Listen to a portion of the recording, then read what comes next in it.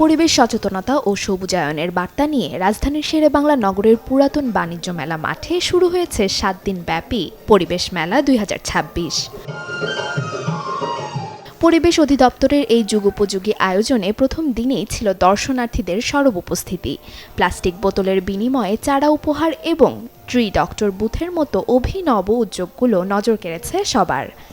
বাসাবাড়ির বর্জ্য থেকে জৈব সার তৈরির প্ল্যান্ট আমাদের এই প্রজেক্ট, এবং সেই প্রজেক্ট থেকে আমরা আজকে মেলা স্টলের জন্য আসছি এখানে।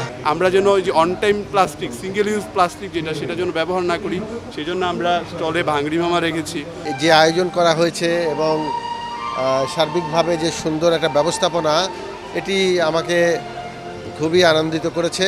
এই মেলায় এসে আমার মনে হয়েছে যে আসলে আমাদের প্রত্যেকের উচিত প্লাস্টিক বাদ দিয়ে বেশি বেশি গাছ লাগানো।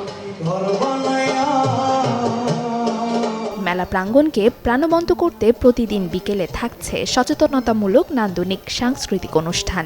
পরিবেশ সংরক্ষণের এই মহতী লক্ষ্য নিয়ে আশাবাদী আয়োজকরাও। কীভাবে পরিবেশের দূষণ রোধ করা যায় বা পরিবেশ আরও বেশি কীভাবে পরিবেশ বান্ধব আচরণ করা যায় পরিবেশের সাথে, এই বিষয়টা মূলত বিভিন্ন প্রযুক্তিকে প্রদর্শন করা। একই সাথে আমরা কিছু কালচারাল অনুষ্ঠানের আয়োজন করেছি, যার মাধ্যমে আমরা ওই মেসেজটা দিতে যাচ্ছি।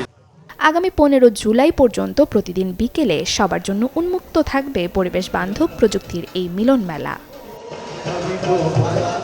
নসিন নাওয়ার, চ্যানেল 24, ঢাকা।